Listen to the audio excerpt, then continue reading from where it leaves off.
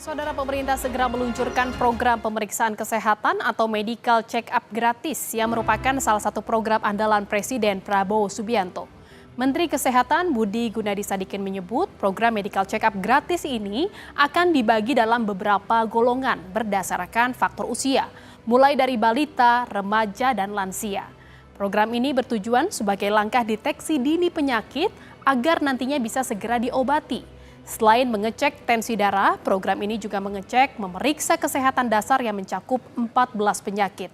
Program ini nantinya akan bekerja sama dengan layanan kesehatan milik pemerintah seperti puskesmas.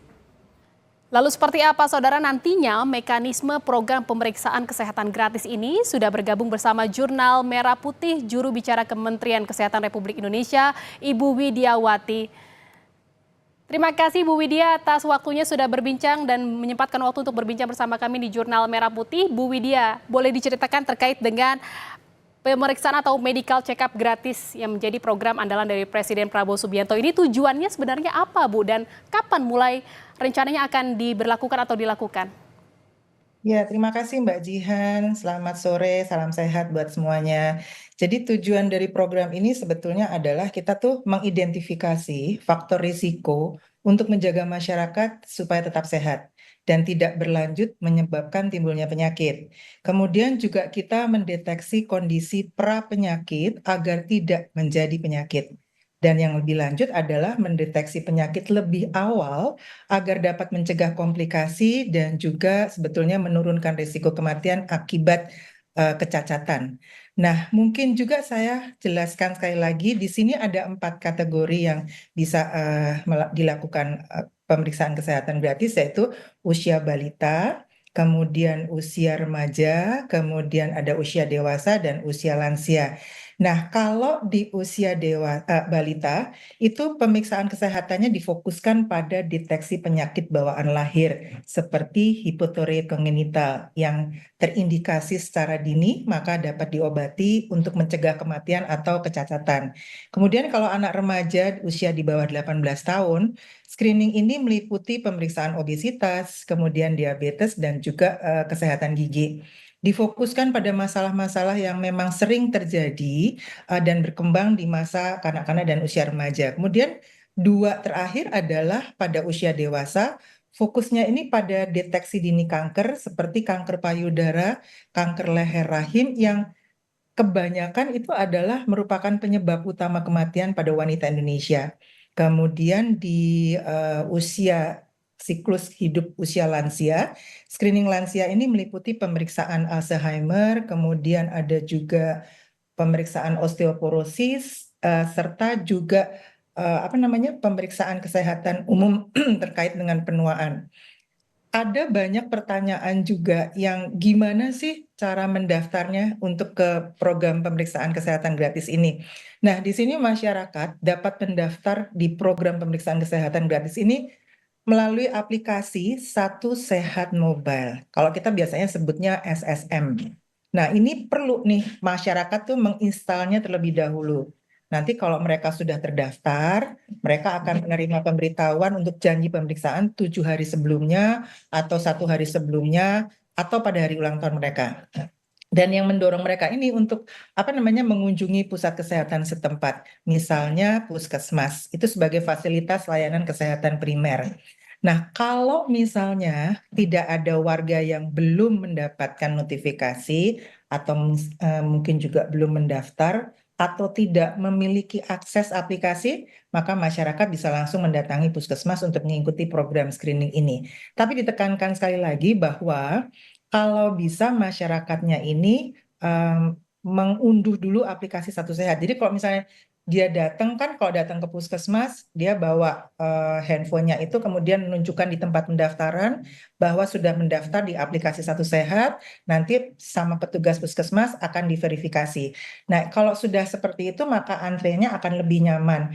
Kalau misalnya mereka langsung itu kecuali tanda kutip mereka tidak bisa mengunduh aplikasi atau sulit, baru mereka membawa KTP dan nanti diverifikasi sama petugas kesehatan setempat. Ini kapan Bu Widya masyarakat bisa mengunduh aplikasinya dan juga mendaftarkan untuk pemeriksaan kesehatan gratis ini?